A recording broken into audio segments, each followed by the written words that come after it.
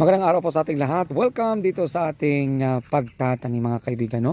Sa mga mahilig magtanim dyan pero wala mga space ang kanilang pamamahay, po pwede nyo pong gawin ito mga kaibigan na sa mga plastic bag lamang po mga kaibigan, magkaroon na po kayo ng gulay. Okay? Ayan, tingnan nyo yung kamatis ng aking auntie, di ba? So nakakuha rin ako ng idea dito sa pamamahay ng aking auntie kung paano po niya na-maximize yung area na hindi naman maperwisyo yung area niya. Kaya nagtanim siya ng mga halaman, ng mga gulay dito lamang sa malaking bag. Okay? And then namumunga na rin yung kamatis. No? So, meron din itong talbos ng or kamote tops. Ayan, po pwede na po makagulay. Nagkatanim lamang po yan sa malaking bag na yan. No? So marami pang po pwede pagtaniman dito mga kaibigan. Ayan.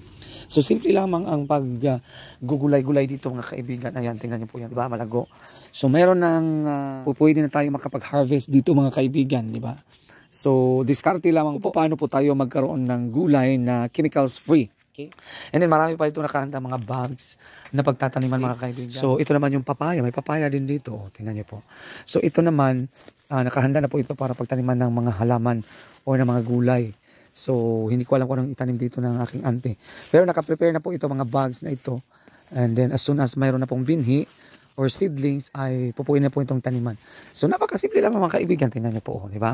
Napakaganda pa ng bag na ito. So pwede nyo po itong gawin sa inyo kapag katulad lang mga kabahayan natin nasa syudad or nasa subdivision na medyo maliit lang talaga ang space. So pwede po kayong dito, gayahin itong ating mga style ng aking auntie. Ayan. So nilinis na tinanggal ko yung mga damo para at least pag mataniman na ito, okay na, no? So yan po ang pagtatanim ng mga halaman.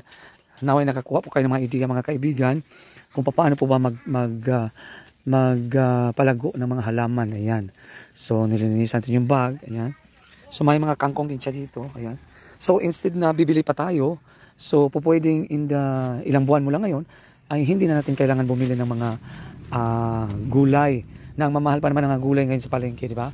So at least dito, okay na. Ayan. So far, yung lamang pinakauling kaganapan. Naway marami po tayong natutunan sa ating pag-feature dito sa kung paano po ba ma-maximize yung mga area natin na maliliit lamang, yung espasyo natin sa kabahayan, paano po ba magkaroon tayo ng mga halaman chemicals free at talagang tayo po ang nagtatanim. So ganyan lamang po mga kaibigan. So simpleng tips, idea lamang po ito, pero alam ko po maraming matutulungan ito, lalo na po sa panahon ngayon na napakamahal po ng mga bilihin sa palengke. Yan, laking tipid po ito mga kaibigan. So far, yun naman po ang pinakauling kaganapan. Naway marami po tayong natutunan mga kaibigan. Maraming salamat and God bless us all.